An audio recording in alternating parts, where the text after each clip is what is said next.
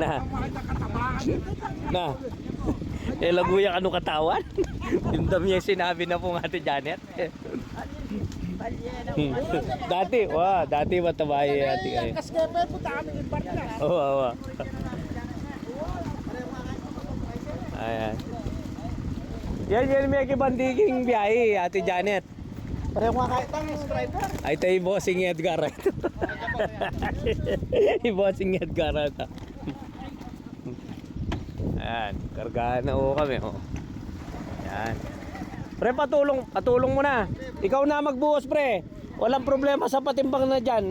Sila na, nakapaalam na yan. Sige. Bap, 5 mo po, tray. 5 lang, boss, na. Tapos, 50. Kaya tayo yung truck kanita. Ayos, oh, papa. Pagbigyan ko na yung Kong Edgar Adinan na marambol.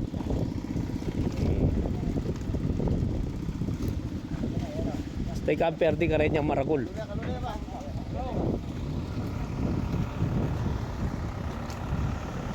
$300 ka na.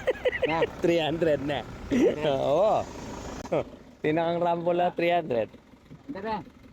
Sige, karga na. Ipaandara mo na yan ano. Sabi ko na kaya kayo matutod ni paring Rodel Sasabihan nyo makalbag yung tuntod. Inibiro siya kanina nakagising pala.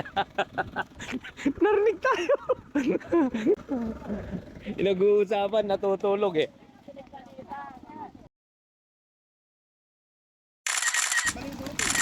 Ito nga may kasalit ng kabanang pong grocery Ate Janet Kareni. Panakita na ano Reni. Pagsabihan kaya pa ini masipag rin. Boss, lamba ka sa sarap naman mo kami pala magsalita din na. Kapla, wala na kayo mampalso sa sabyan na. Netol, lahat na naman palsong sabyan na. Sarap. Hindi naman kami naririnig, kami nga. Tutulog ko Kung Edgar, pagya ka gan. Makota, italabis-bis ka gan. Ito yung loob ng narrator